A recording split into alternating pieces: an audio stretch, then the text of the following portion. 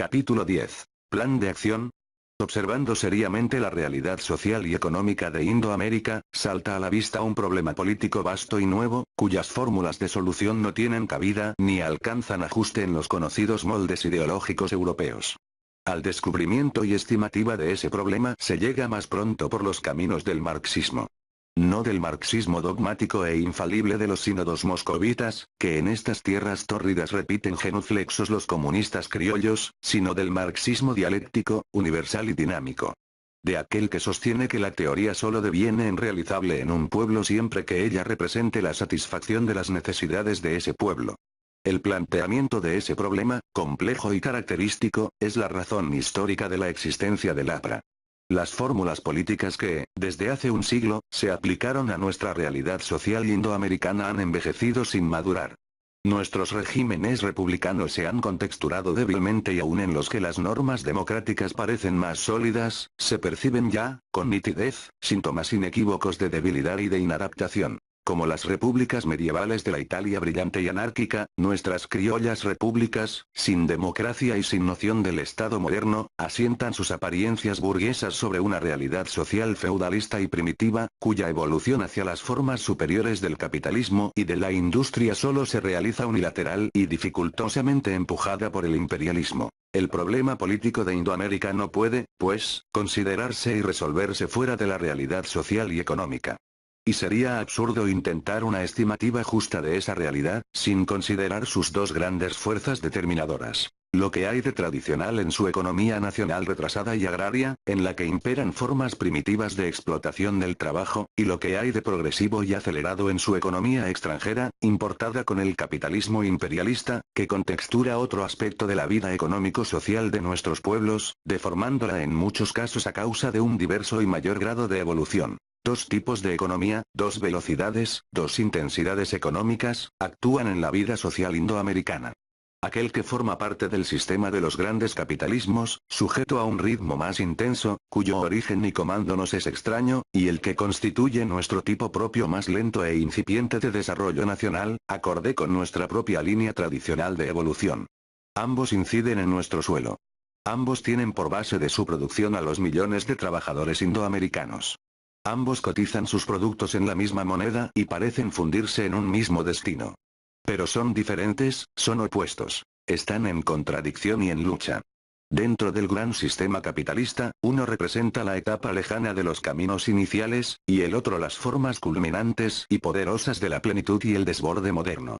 Tesis y antítesis que impone una síntesis de equilibrio y libertad dentro de un plan de nueva economía indoamericana, no apartada de la evolución económico-social mundial, pero capaz de detener para siempre el sojuzgamiento y la opresión del imperialismo. Para lograr esa síntesis de equilibrio y libertad, es imperativa una tarea doble y simultánea. Impulsar y acelerar la evolución de las zonas retrasadas de nuestra economía, detener y rechazar enérgica y definitivamente los avances del imperialismo.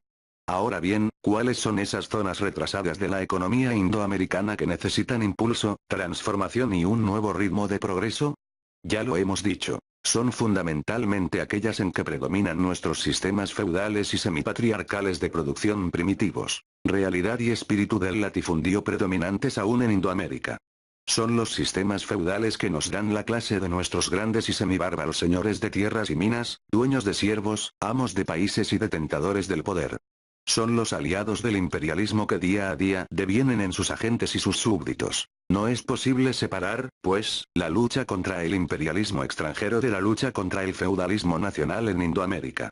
Porque no se podrá combatir contra el imperialismo sin estructurar una nueva organización de la economía nacional a base del Estado.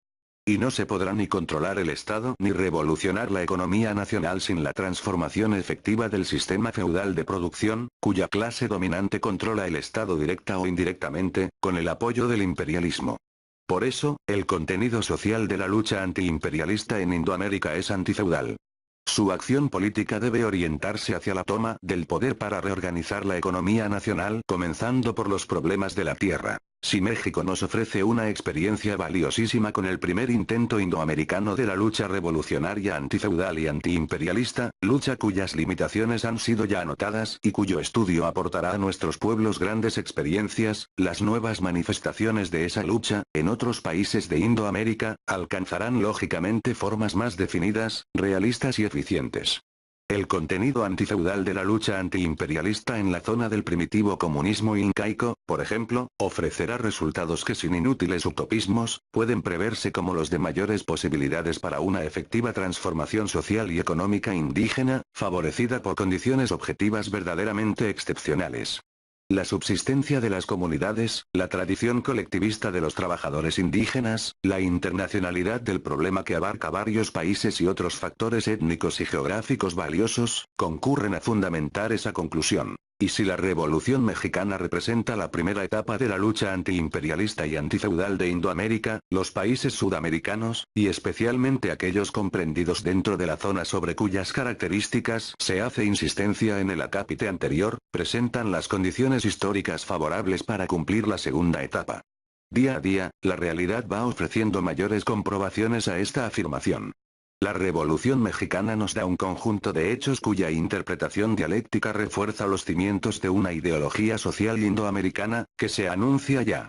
Hemos de suponer el inestimable caudal de experiencias que ofrecerá la revolución antiimperialista y antifeudal en los países sudamericanos.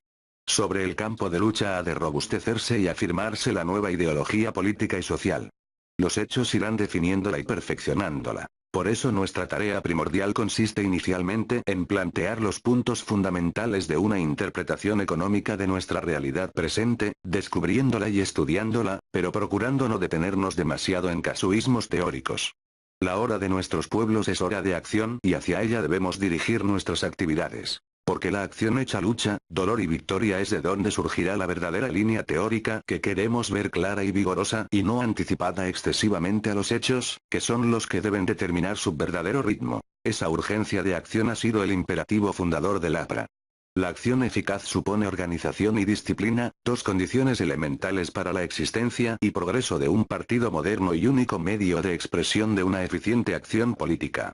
El plan defensivo antiimperialista de nuestros pueblos debe basarse en la canalización y sistematización de todas las fuerzas dispersas que presienten o sienten, intuyen o comprenden el gran problema y se aprestan a afrontarlo sin coordinación ni método.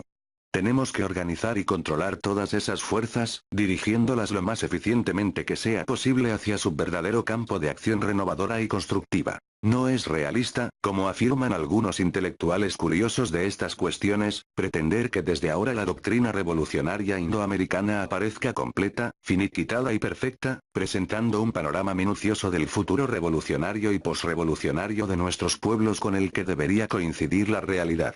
Tampoco es dable, otra objeción de intelectuales puros, presentar un plan económico detallado sobre la organización de la circulación o reparto de la riqueza, sin saber cómo va a organizarse la producción dentro del programa que se pretende realizar y cuyas modalidades de aplicación están sujetas a las condiciones objetivas insospechables, que ofrezcan los medios en los cuales la transformación se produzca.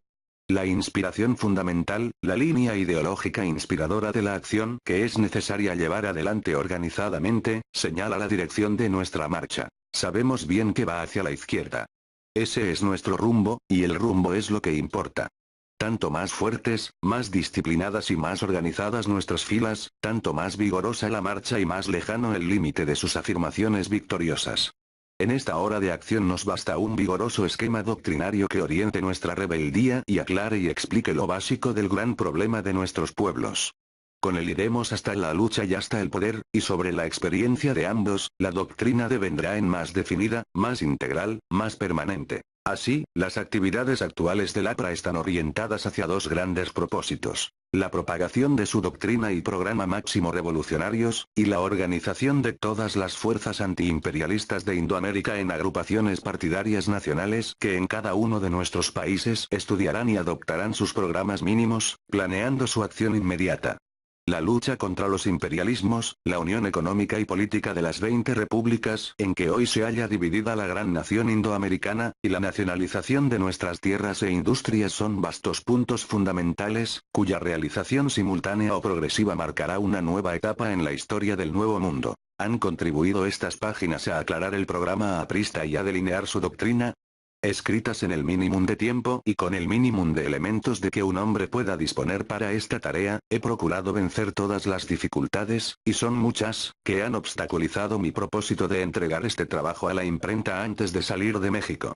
Lo que en estas páginas considero fundamental, servirá de base para otro libro, más extenso, que, en condiciones de mayor tranquilidad y con mejores elementos y materiales escribiré después. La necesidad de una exposición sumaria de los fundamentos ideológicos de nuestro movimiento justifica la aparición de este trabajo, anticipado a la obra que ya tenía en proyecto. Era necesario demostrar, desde un plano superior y doctrinario, que cuando se pretende calificar al APRA con vocablos de exótico significado político, como oportunismo, reformismo y movimiento pequeño burgués, o cuando se la anatematiza con dicterios fáciles, la realidad, la fuerza invencible de los hechos, revela la enfermedad y decadencia de los profesionales del verbalismo. Por fortuna, ellos van desapareciendo con la generación que en Indoamérica consagró su devoción intelectual al uso y al abuso de las palabras vanas. Con la nueva generación revolucionaria indoamericana aparece una mentalidad realista, concisa y clara. Con ella apareció el APRA. México, 1 de mayo de 1928.